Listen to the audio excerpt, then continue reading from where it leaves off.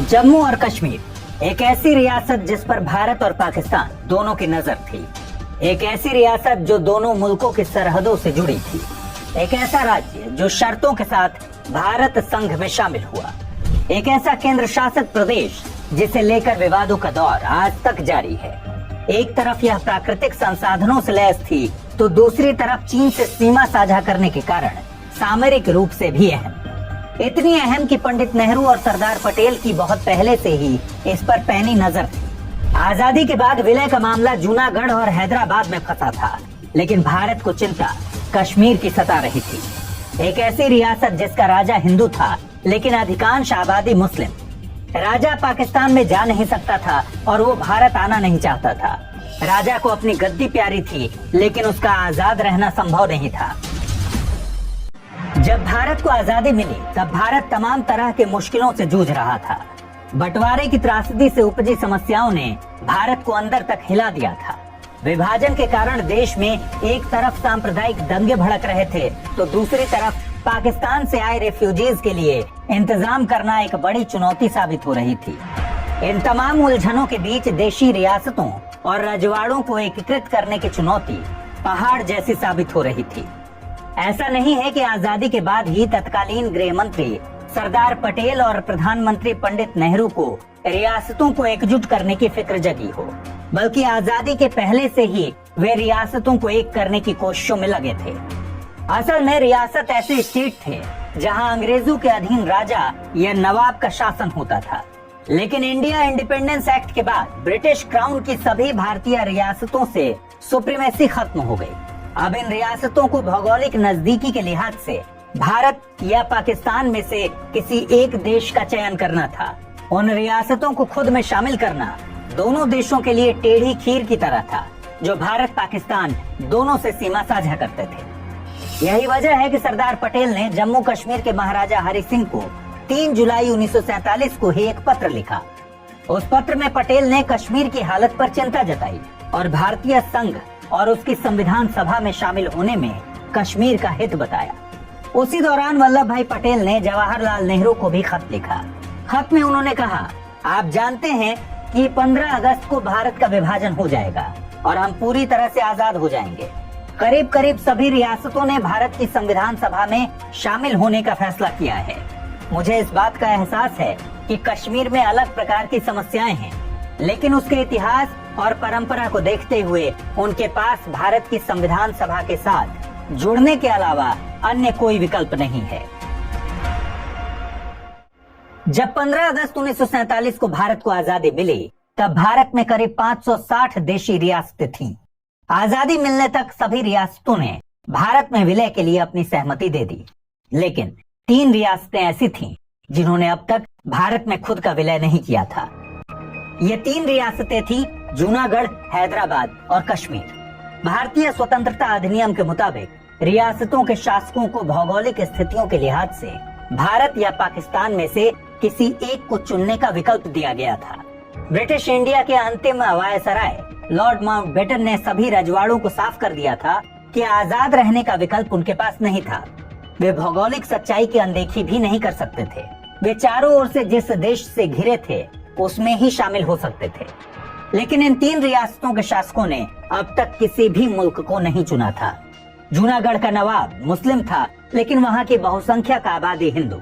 जब नवाब पर भारत में विलय करने का दबाव बढ़ा तब उसने पाकिस्तान के साथ जुड़ने का समझौता कर लिया, लेकिन वहाँ की जनता नवाब के इस फैसले के साथ नहीं जाना चाहती थी। ऐसे में जब जनता और भारत सरकार का दबाव बढ़ा तब नवाब ने भागकर पाकिस्तान में शरण ले ली। इसके बाद भारत ने जूनागढ़ में जनमत संग्रह कराया। इस जनमत संग्रह में वहाँ की करीब 99% जनता ने पाकिस्तान के बजाय भारत के साथ जाने का फैसला लिया। इस तरह नवंबर 9, 1947 को जूनागढ़ भारत का अहम हिस्सा बना। हैदराबाद के निजाम के साथ भी यही समस्या थी। निजाम मुस्लिम, लेकिन वहाँ की 84% के करीब आबादी हिंदू, लिहाजा निजाम भी पाकिस्तान के साथ जाना चाहते थे। काफी जद्दोजहद के बाद आखिरकार 13 सितंबर 1948 को हैदराबाद में सैन्य कार्रवाई की गई। ऑपरेशन पोलो के तहत भारत सरकार ने हैदराबाद पर चढ़ाई कर दी। 5 दिन में ही निजाम ने घुटने टेक दिए। आखिरकार 17 सितंबर को हैदराबाद का भारत में कामयाबी से विलय हो गया।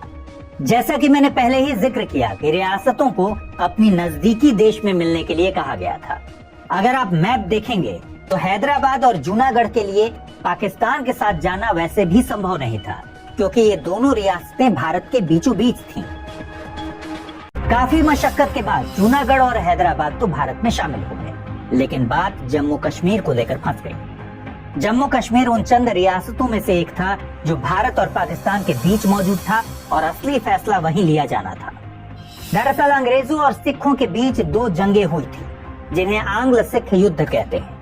प्रथम आंग्ल सिख युद्ध के बाद राजा गुलाब सिंह और अंग्रेजों के बीच 1846 में अमृतसर की संधि हुई थी। गुलाब सिंह ने अंग्रेजों से 75 लाख रुपए में कश्मीर घाटी और लद्दाख विजारन, जिसमें बाल्टिस्तान, कारगिल और लेह शामिल था, खरीद लिया था और उसे जम्मू में मिला लिया था। इसके साथ ही गुलाब सिंह जम्मू कश्मीर रियासत के पहले राजा बने थे। वे उत्तर भारत के क्षत्रिय वंशी थे और डोगरा राजवंश के संस्थापक थे। 1846 से 1947 तक डोगरा राजवंश ने ही जम्मू कश्मीर रियासत पर शासन किया। ब्रिटिश शासन के तहत 1846 से 1858 तक Jammu Kashmir British east India company के साथ सहायक गठबंधन में एक रियासत थी और बाद में 1947 तक ब्रिटिश क्राउन के अधीन आ गई थी। 1947 में भारत की आजादी के वक्त यहाँ महाराजा हरि सिंह का शासन था। हरि सिंह डोगरा राजवंश के चौथे शासक थे। वे गुलाब सिंह के वंशज थे। उन्होंने 1925 में यहाँ की गद्दी संभाली थी। इस रियासत की एक खासियत ये भी थी कि यहाँ की लगभग 3/4 आबादी मुसलमानों की थी, लेकिन इसके राजा हरि सिंह हिंदू थे। वहाँ के तत्कालीन लोकप्रिय नेता शेख अब्दुल्ला ने कश्मीर के भारत में विलय का समर्थन किया, लेकिन राजा हरि सिंह ने उनको गिरफ्तार कर जेल में डलवा दिया। ऐसा क्यों? ऐसा इसलिए क्योंकि असल में महाराजा हरि सिंह भारत और पाकिस्तान में से किसी एक के साथ जुड़ने को लेकर दुविधा में थे। वो पाकिस्तान के साथ नहीं जुड़ना चाहते थे क्योंकि बतौर हिंदू शासक अगर वो पाकिस्तान चले जाते तो खुद सहज महसूस नहीं करते। इसके पीछे कारण था कि पाकिस्तान की नींव धार्मिक आधार पर रखी गई थी। यह न केवल महाराजा और उनके वंश के लिए बल्कि कश्मीर के अल्पसंख्यक वर्गों के लिए भी तत्काल पैदा होने वाला डर था। जम्मू क्षेत्र के कश्मीरी पंडित, कश्मीर घाटी के हिंदू और लद्दाख के बौद्ध जैसे अल्पसंख्यक वर्ग थे जिनके मन में एक प्रकार का भय समाया था। इसके अलावा कश्मीर घाटी के मुस्लिम, जिनका राज्य की आबादी में तो बहुमत था, मगर वे जातीय तथा भाषा की दृष्टि से पाकिस्तान के मुसलमानों से अलग थे। दूसरी ओर हरि सिंह भारत के साथ जुड़ने के नाम पर भी अलग उलझनों में फंसे थे। वे जानते थे कि भारत लोकतांत्रिक प्रणाली पर काम करने वाला देश बनेगा। उधर पाकिस्तान के संस्थापक मोहम्मद अली जिन्ना की नजर कश्मीर पर थी। उन्हें लगता था कि कश्मीर मुस्लिम बहुल राज्य है और इसलिए उस पर पाकिस्तान का ही हक होना चाहिए। जिन्ना ने संभवतः ये मान लिया था कि कश्मीर की सत्ता को बिना किसी कठिनाई के उखाड़ कर फेंक दिया जाएगा और राज्य पके आम की तरह उनके झोली में आ गिरेगा। हालांकि आजादी से पहले यानी 12 अगस्त 1947 को हरि सिंह ने भारत और पाकिस्तान दोनों को स्टैंड स्टिल एग्रीमेंट का प्रस्ताव भेजा। यह विलय पत्र नहीं था। इसका मतलब था ब्रिटिश साम्राज्य के साथ जारी स्थिति को बरकरार रखना, यानी कश्मीर की स्थिति जैसी है वैसे ही रहने देना। पाकिस्तान ने इस प्रस्ताव को स्वीकार कर लिया और 15 अगस्त 1947 को जम्मू कश्मीर को जवाब भेजा, लेकिन भारत ने इसे नामंजूर करते हुए राजा के प्रतिनिधि को चर्चा के लिए दिल्ली बुलाया। हालांकि इस बुलावे पर कोई प्रतिनिधि दिल्ली नहीं गया। इस बीच पाकिस्तान के गवर्नर जनरल मोहम्मद अली जिन्ना ने भी अपने निजी सचिव को श्रीनगर भेजा ताकि हरि सिंह को कश्मीर के पाकिस्तान में विलय के लिए मना सके। लेकिन कुछ दिन बाद यानी 24 अगस्त 1947 को पाकिस्तान ने महाराजा हरि सिंह को एक चेतावनी भरा खत लिखा। इसमें लिखा था कि अगर कश्मीर पाकिस्तान में शामिल होने में नाकाम रहता है तो भविष्य में एक गंभीर संकट इंतजार कर रहा है। इस चेतावनी ने महाराजा को चौकन्ना कर दिया और इसके बाद पाकिस्तान और जम्मू कश्मीर के बीच आरोप प्रत्यारोप का दौर चल पड़ा। उसी दौरान महाराजा हरि सिंह का झुकाव भारत की तरफ होने लगा। जेल में बंद शेख अब्दुल्ला को रिहा कर दिया गया। शेख अब्दुल्ला हमेशा मुस्लिम लीग और जिन्ना के विरोधी थे। उनके रिहाई के बाद पंडित नेहरू से दोस्ती और गहरी होने लगी। ये सब बातें पाकिस्तान और जिन्ना को पच नहीं रही थी। जब पाकिस्तान को लगा कि अब कश्मीर भारत में अपना विलय कर लेगा तो जैसे तैसे सितंबर महीना बीतने के बाद 24 अक्टूबर 1947 को तड़के हजारों कबायली पठानों ने कश्मीर में घुसपैठ को अंजाम दे दिया। पाकिस्तान ने नॉर्थ वेस्ट फ्रंटियर प्रांत से कबायलियों को इकट्ठा करके ऑपरेशन गुलमर्ग शुरू किया। आधुनिक हथियारों से लैस और पाकिस्तानी सेना के डायरेक्ट कंट्रोल वाले करीब 2000 लड़ाके कश्मीर के मुजफ्फराबाद पहुंच गए। 26 अक्टूबर तक उरी और बारामूला उनके कब्जे में आ गए। मारकाट को अंजाम देते हुए ये कबायली राजधानी श्रीनगर की ओर बढ़ने लगे। पाकिस्तान ने कश्मीर को हड़पने की योजना बनाई थी। हरि सिंह ने 25 अक्टूबर 1947 को श्रीनगर छोड़कर जम्मू स्थित महल में शरण ले ली। कबायली आक्रमण से घबराए हरि सिंह भारत से मदद की गुहार लगाने लगे। इस घड़ी में बिना विलय हुए भारत ने मदद से इनकार कर दिया। असल में जब भारत और पाकिस्तान का विभाजन हुआ तब दोनों मुल्कों की फौज की कमान अभी भी अंग्रेजों के हाथों में थी। इसके पीछे सोच थी कि अगर सेना की पूरी कमान दोनों देशों की सरकारों के हाथ में दे दी जाती है तब वे इसका गलत इस्तेमाल कर सकते थे, क्योंकि बंटवारे की आग तो दोनों तरफ लगी थी। इसलिए जब हरि सिंह ने भारत से मदद की गुहार लगाई तब लॉर्ड माउंटबेटन ने ये कहकर मना कर दिया कि जम्मू कश्मीर भारत का हिस्सा नहीं है और पाकिस्तानी लड़ाकों का यह आक्रमण भारत पर नहीं हुआ है। भारत अपनी सेना का इस्तेमाल अपनी आत्मरक्षा में ही करेगा, न कि किसी के हमले को बचाने के लिए। इसलिए जब तक कश्मीर इंस्ट्रूमेंट ऑफ एक्सेशन पर दस्तखत नहीं करता उसे सैन्य सहायता नहीं दी जा सकती।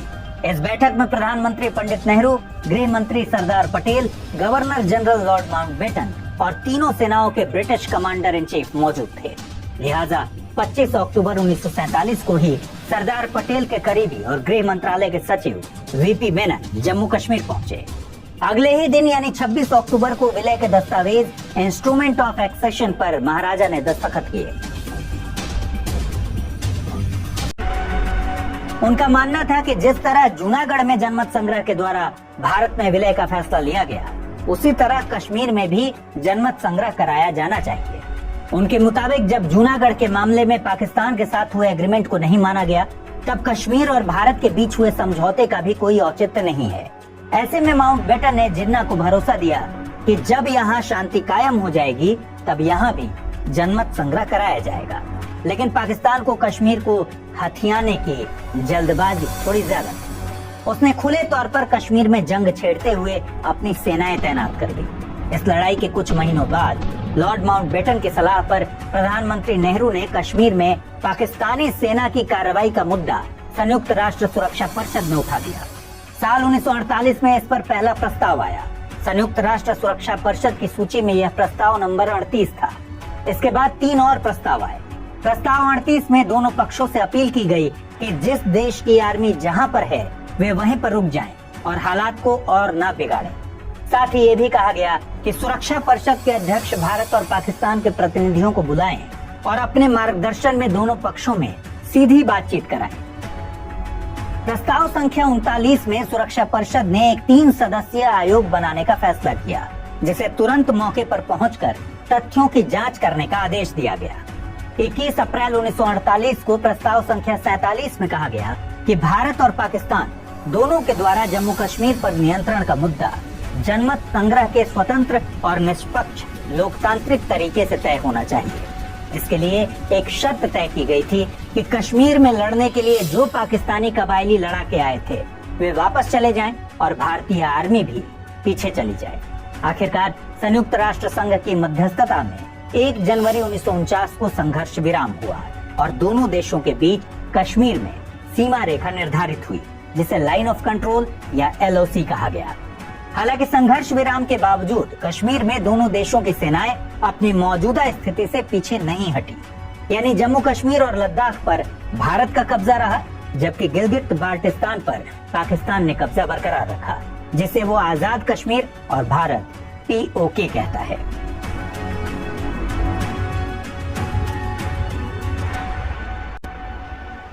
दरअसल भारत ने प्रस्ताव 47 को नकार दिया। इसके पीछे भारत का तर्क था कि प्रस्ताव में पाकिस्तान द्वारा किए गए सैन्य हमले को नजरअंदाज किया गया है। कश्मीर के महाराजा हरि सिंह द्वारा इंस्ट्रूमेंट ऑफ एक्सेशन पर दस्तखत किए गए थे, इसलिए साफ तौर पर इस संदर्भ में भारत के पास वैध अधिकार थे। भारत ने इस प्रस्ताव के उस खंड पर आपत्ति जताई जिसमें भारत को कश्मीर में सैन्य उपस्थिति बनाए रखने की अनुमति न होने की बात कही गई, जबकि भारत अपनी रक्षा रणनीति के दृष्टिकोण से इसे जरूरी मानता था। भारत का यह भी मानना था कि जनमत संग्रह के आधार पर सत्ता का निर्धारण राज्य की संप्रभुता को प्रभावित करेगा। बहरहाल भारत सरकार ने कश्मीर की बहुसंख्यक आबादी के नेता शेख अब्दुल्ला को आपातकालीन प्रशासन का मुखिया बना दिया। इस तरह से शेख अब्दुल्ला सरकार के सर्वेसर्वा हो गए। मैंने आपको शुरू में ही बताया था कि जम्मू कश्मीर पर जब डोगरा राजवंश का शासन था तब वो ब्रिटिश राज का हिस्सा बना रहा। रक्षा, विदेश और संचार को छोड़कर बाकी सभी मामलों में उसने अपनी संप्रभुता का आनंद लिया। इसने बाहरी लोगों को राज्य में संपत्ति रखने की अनुमति नहीं दी। हालांकि 1947 में चीजें तेजी से बदली थी। बंटवारे के वक्त जब हरि सिंह को पाकिस्तानी आक्रमण का सामना करना पड़ा, तब भारत ने विलय पत्र पर दस्तखत के बाद अपनी सेना भेजी। इस समझौते के वक्त भी हरि सिंह ने 3 मामलों पर नए स्वतंत्र भारत में शामिल होने पर सहमति व्यक्त की थी: रक्षा, विदेश और संचार मामले। बाद में इसमें वित्त मामलों को भी जोड़ा गया। विलय पत्र में इस बात पर जोर दिया गया कि जम्मू कश्मीर का भारत में विलय इस शर्त पर होगा कि राज्य को अपना संविधान रखने का अधिकार और स्वायत्तता का अधिकार होगा। साथ ही एक राज्य ध्वज रखने और आंतरिक प्रशासन पर नियंत्रण की अनुमति भी मिली। अनुच्छेद 370 विशेष रूप से इन अधिकारों की ही रक्षा के लिए बनाया गया था। इसके तहत जम्मू कश्मीर को भारतीय संघ के भीतर एक विशेष दर्जा हासिल था। जवाहरलाल नेहरू ने भारतीय संविधान की 7 सदस्यीय मसौदा समिति के एक प्रमुख सदस्य एन गोपाल स्वामी अयंगर को जम्मू और कश्मीर की विशेष स्थिति की रक्षा के लिए अनुच्छेद का मसौदा तैयार करने का काम सौंपा। अनुच्छेद 370 की आवश्यकता का बचाव करने के लिए आगे बढ़ते हुए अयंगर ने संविधान सभा को जम्मू और कश्मीर में विशेष परिस्थितियों के बारे में बताया। उन्होंने कहा, जम्मू कश्मीर राज्य की सीमा के भीतर युद्ध चल रहा है। संघर्ष विराम के बावजूद राज्य की हालत अभी असामान्य है। इसलिए जरूरी है कि राज्य के प्रशासन को इन असामान्य स्थितियों के लिए तैयार किया जाए, जब तक कि अन्य राज्यों की तरह यहाँ सामान्य जीवन बहाल नहीं हो जाता। जम्मू और कश्मीर में किसी भी राज्य विधानमंडल की अनुपस्थिति थी, इसलिए अयंगर ने अनुच्छेद 306A को अंतरिम प्रणाली के रूप में शामिल करने का प्रस्ताव रखा, जब तक जम्मू और कश्मीर अपना संविधान नहीं अपना लेता।